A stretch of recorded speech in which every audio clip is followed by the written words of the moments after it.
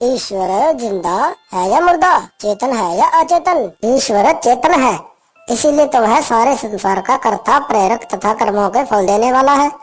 मुर्दा या अचेतन उसे कहते हैं जो कि अपने आप कोई भी क्रिया नहीं कर सकता, अर्थात सृष्टि की रचना न कर सकता हो, न तो स्वयं विचार सकता हो और न दूसरों को प्रेरणा दे सकता हो, जिसे जो भी चाहे मंदिर की मूर्तियों की तरह इधर से उधर उठा ले, रख दे या चुरा ले। अतः यह सिद्ध हुआ कि सभी मंदिरों में खड़ी मूर्तियां अचेतन, जड़ या मुर्दा है, ईश्वर नहीं। ईश्वर अलग है और वो चेतन है। क्या ईश्वर मरता भी है? नहीं, कभी नहीं। असली ओम सर्वव्यापक निराकार भगवान कभी नहीं मरता। मरता वही है जो पैदा होता है, बिगड़ता वही है जो बनता है। इसीलिए परमात्मा ना कभी बना था, पैदा हुआ था, और ना कभी मरेगा। शंकर, श्री राम, कृष्ण, ऋषिदानंद ये सब स्वर्ग सिधार चुके हैं, क्योंकि ये ईश्वर नहीं थे, अपितु ईश्वर के भक्त, श्रेष्ठ मानव, दिव्य गुणों से युक्त देव पुरुष थे। सबसे पहले ईश्वर ने दुनिया में हमें सबसे कीमती चीज कौन सी दी है? ईश्वर ने दुनिया में हमें सबसे पहले सबसे कीमती चीज वेद का ज्ञान दिया, जो सृष्टि के प्रारंभ में ही दिया था, जिसे प्रकाशित हुए लगभग 2 अरब वर्ष हो चुके हैं। सबसे पहले इसलिए दिया जिससे कि हम संसार की सब वस्तुओं का ठीक ठीक प्रयोग करके सदा सुखी हो सके। वेद के कितने भाग हैं और उनमें क्या क्या लिखा है? वेद के 4 भाग हैं, ऋग्वेद, यजुर्वेद, सामवेद और अथर्ववेद। वेद की सब शिक्षाएं वैज्ञानिक हैं। उनमें कहीं भी भूत प्रेत, जादू टोना, बहुविवाह, जड़ पूजा आदि नहीं है। श्री शिव पार्वती, श्री राम सीता, श्री कृष्ण रुक्मिणी का धर्म वेद ही था। गुरुजी, ईश्वर ने हमें वेदों का ज्ञान कैसे दिया? क्योंकि निराकार होने से ना तो उसकी जीवा है और ना ही लिखने के लिए उसके हाथ है। ईश्वर ने पूर्व जन्म में सबसे अच्छे कर्मों वाले 4 लोगों को समाधि में वेदों का ज्ञान दिया। जैसे कि हम सब सपने देखते हैं, वैसे ही ईश्वर ने हमें वेदों का ज्ञान दिया और फिर उन ऋषियों ने आगे चलकर सब लोगों को दिया। इन 4 ऋषियों को अग्नि, वायु, आदित्य, अंगिरा कहा जाता है। वेदों को व्यास ऋषि ने नहीं बनाया, वेद शुरू से ही 4 हैं। गुरुजी, वेद तथा अन्य शास्त्रों में क्या अंतर है? आर्य धर्म के मुख्य मुख्य ग्रंथों का परिचय दीजिए। बेटा ध्यान से सुनो जो मैं कहने जा रहा हूँ। नंबर 1, वेद परम पिता परमात्मा की नित्य ज्ञान वाणी है, जो कि मंत्रों में है, परंतु अन्य ब्राह्मण ग्रंथ, उपनिषद तथा शास्त्र आदि ऋषियों की स्वज्ञान रचना है, जो कि श्लोकों में है। नंबर 2, वेद संसार के प्रारंभ में हुआ, जिससे उसमें किसी भी प्रकार का कोई इतिहास नहीं है, पर अन्य ग्रंथों में उस समय के लोगों तथा स्थानों का इतिहास है। वेद में रंग भेद, जाति भेद तथा प्रांत व देश भेद के झगड़े नहीं है। वेद में हिंदू, सिख, मुसलमान, ईसाई का नामो निशान नहीं है। वेद सबको आर्य श्रेष्ठ बनने को कहता है, अच्छा बनने को कहता है।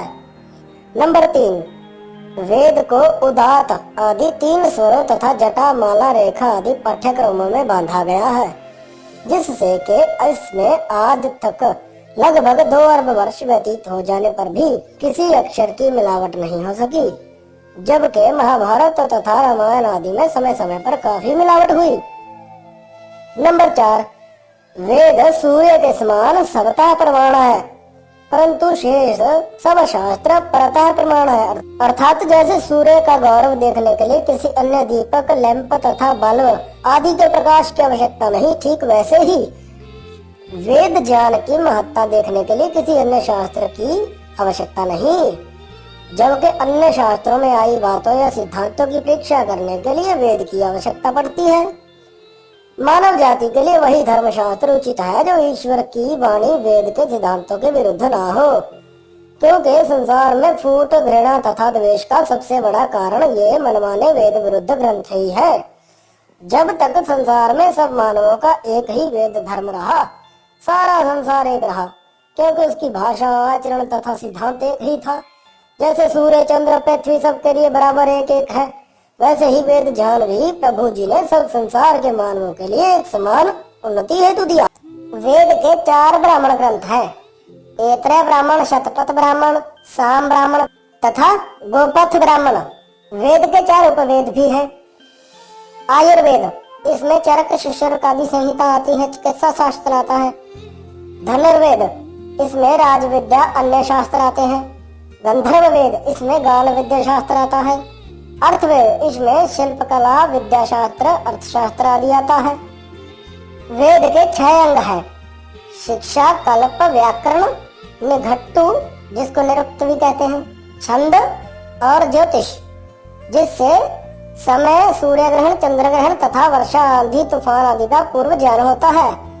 हस्तरेखा, ग्रह चक्र, राशि फल, यह फलित ज्योतिष आदि पाखंड विद्या का ज्योतिष शास्त्र से लेश मात्र भी संबंध नहीं। ये ज्योतिष शास्त्र अलग होता है। ये फलित ज्योतिष जो आजकल के पंडित पुजारियों ने बनाया है, ये पाखंड है।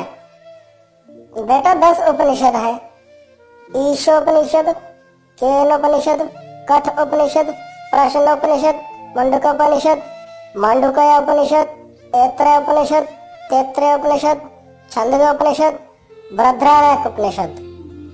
6 शास्त्र है। मीमांसा जो के जैमिनी ऋषिकृत है, वैशेषिक जो के कनाद ऋषिकृत है, न्याय जो के गौतम ऋषिकृत है, योग जो के ऋषि पतंजलि कृत है, सांख्य जो के कपिल ऋषिकृत है, वेदांत जो के व्यास ऋषिकृत है। मनुस्मृति ऐतिहासिक मनु ऋषिकृत प्राचीन ग्रंथ जिससे संसार भर में संविधान बने। मनुस्मृति जिसकी पूरी की पूरी मिलावट डॉक्टर सुरेंद्र कुमार जी ने निकाल दी है और वेदऋषि.com पर उपलब्ध है, आप लेकर के पढ़ सकते हैं। इसके बाद बेटा आते हैं रामायण, वाल्मीकि ऋषिकृत ग्रंथ जो कि श्री राम के राजगद्दी पर बैठने के पश्चात लिखा गया, जो पौना है राजपाट मिलने तक सच्चा है। और इसका उत्तरकांड जो प्रक्षिप्त है, जिसमें के शंभुक वध आदि की चर्चा है, ये 7वां कांड है, ये मिलावट है। वाल्मीकि रामायण मुख्यतः 6 कांडों में लिखी गई है और युद्ध कांड तक ही लिखी गई है। महाभारत व्यास ऋषिकृत ग्रंथ जिसमें योगेश्वर श्री कृष्ण और पांडवों तथा कौरवों का इतिहास है। इसके पहले 28,000 श्लोक थे, उसके बाद ये बढ़ते चले गए। इसमें कृष्ण का राधा गोपियां माखन चुराना, वस्त्र उठाना ये कहीं भी उल्लेख नहीं। इसमें कृष्ण महाराज की पत्नी रुक्मिणी तथा युधिष्ठिर की पत्नी द्रौपदी कही गई है। अर्जुन द्वारा स्वयंवर जीत रहने पर 5 भाई ने राजा द्रौपदी को बड़े भाई के साथ विवाह करने की विशेष आज्ञा ली। द्रौपदी के अनुमोदन पर फिर उसका विवाह युधिष्ठिर से कर दिया गया। अब सुनो बेटा, भागवत पुराण, शिव पुराण आदि कथित 18 पुराण भोगदेव आदि निकृष्ट लोगों की रचना है, जिनमें गप्पों तथा विज्ञान एवं वेद विरुद्ध बातों का झमेला जोड़ रखा है। इसलिए केवल वेद या वेद के अनुसार ग्रंथों को ही पढ़ना चाहिए। ये जितने भी पुराण हैं, ये सब एक दूसरे के काट में बनाए गए हैं। जैसे किसी ने शिव पुराण लिख दिया तो उसकी काट में किसी ने विष्णु पुराण और उसकी काट में किसी ने शक्ति पुराण, और एक दूसरे पुराणों को नीचा दिखाने और एक दूसरे महापुरुषों को नीचा दिखाने के चक्कर में अपने अपने महापुरुष को ईश्वर सिद्ध करने के चक्कर में ये अलग अलग मत बने। और ये 18 के 18 पुराण ऐसे ही झूठ, तफान और गप्पों का झमेला है। इनको कभी भी किसी को भी पढ़ना नहीं चाहिए। ये मनुष्य मात्र के लिए नहीं है, ये तो एक एक मत के लिए और स्वार्थी लोगों के बनाए हुए ग्रंथ है। इनसे मनुष्यों में मतभेद और जाति भेद पैदा हुआ और आर्य जाति का बहुत बड़ा ह्रास हुआ।